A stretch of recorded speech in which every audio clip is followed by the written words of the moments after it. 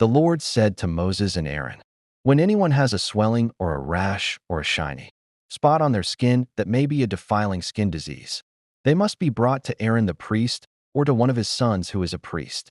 The priest is to examine the sore on the skin, and if the hair in the sore has turned white and the sore appears to be more than skin deep, it is a defiling skin disease. When the priest examines that person, he shall pronounce them ceremonially unclean. If the shiny spot on the skin is white, but does not appear to be more than skin deep and the hair in it has not turned white, the priest is to isolate the affected person for 7 days. On the 7th day the priest is to examine them, and if he sees that the sore is unchanged and has not spread in the skin, he is to isolate them for another 7 days. On the 7th day the priest is to examine them again, and if the sore has faded and has not spread in the skin, the priest shall pronounce them clean. It is only a rash. They must wash their clothes, and they will be clean. But if the rash does spread in their skin, after they have shown themselves to the priest to be pronounced clean, they must appear before the priest again. The priest is to examine that person, and if the rash has spread in the skin, he shall pronounce them unclean. It is a defiling skin disease. When anyone has a defiling skin disease, they must be brought to the priest.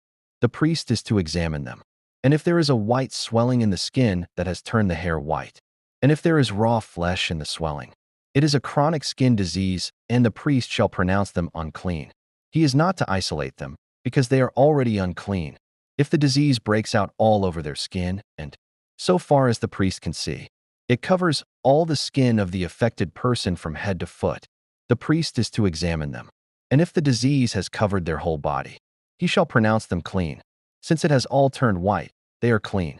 But whenever raw flesh appears on them, they will be unclean. When the priest sees the raw flesh, he shall pronounce them unclean. The raw flesh is unclean. They have a defiling disease. If the raw flesh changes and turns white, they must go to the priest. The priest is to examine them. And if the sores have turned white, the priest shall pronounce the affected person clean. Then they will be clean. When someone has a boil on their skin and it heals, and in the place where the boil was, a white swelling or reddish-white spot appears, they must present themselves to the priest. The priest is to examine it. And if it appears to be more than skin deep and the hair in it has turned white, the priest shall pronounce that person unclean. It is a defiling skin disease that has broken out where the boil was.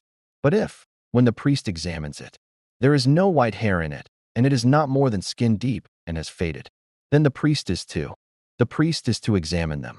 And if he finds that the sore has spread in the skin, he does not need to look for yellow hair. They are unclean. If, however, the sore is unchanged so far as the priest can see, and if black hair has grown in it, the affected person is healed. Defiling disease must wear torn clothes. Let their hair be unkempt. Cover the lower part of their face and cry out, "Unclean, unclean." As long as they have the disease, they remain unclean. They must live alone. They must live outside the camp. As for any fabric that is spoiled with a defiling mold, any woolen or linen clothing, any woven or knitted material of linen or wool, any leather or anything made of leather, if the affected area in the fabric, the leather, the woven or knitted material, or any leather article, is greenish or reddish, it is a defiling mold and must be shown to the priest. The priest is to examine the affected area and isolate the article for 7 days. On the 7th day, he is to examine it. And if the mold has spread in the fabric, the woven or knitted material, or the leather, whatever its use, it is a persistent defiling mold. The article is unclean. He must burn the fabric, the woven or knitted material of wool or linen, or any leather article that has been spoiled. Because the defiling mold is persistent, the article must be burned. But if, when the priest examines it, the mold has not spread in the fabric, the woven or knitted material, or the leather article, 54 he shall order that the spoiled article be washed.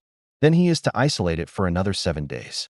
After the article has been washed, the priest is to examine it again. And if the mold has not changed its appearance, even though it has not spread, it is unclean. Burn it, no matter which side of the fabric has been spoiled. If, when the priest examines it, the mold has faded after the article has been washed, he is to tear the spoiled part out of the fabric, the leather, or the woven or knitted material. But if it reappears in the fabric, in the woven or knitted material, or in the leather article, it is a spreading mold. Whatever has the mold must be burned. Any fabric, woven or knitted material, or any leather article that has been washed and is rid of the mold, must be washed again. Then it will be clean. These are the regulations concerning defiling molds in woolen or linen clothing, woven or knitted material, or any leather article, for pronouncing them clean or unclean. They are clean, and the priest shall pronounce them clean. When a man or woman has white spots on the skin, the priest is to examine them. And if the spots are dull white, it is a harmless rash that has broken out on the skin. They are clean. A man who has lost his hair and is bald is clean. If he has lost his hair from the front of his scalp and has a bald forehead, he is clean. But if he has a reddish-white sore on his bald head or forehead, it is a defiling disease breaking out on his head or forehead. The priest is to examine him. And if the swollen sore on his head or forehead is reddish-white, like a defiling skin disease, the man is diseased and is unclean. The priest shall pronounce him unclean because of the sore on his head. Anyone with such a isolate them for 7 days.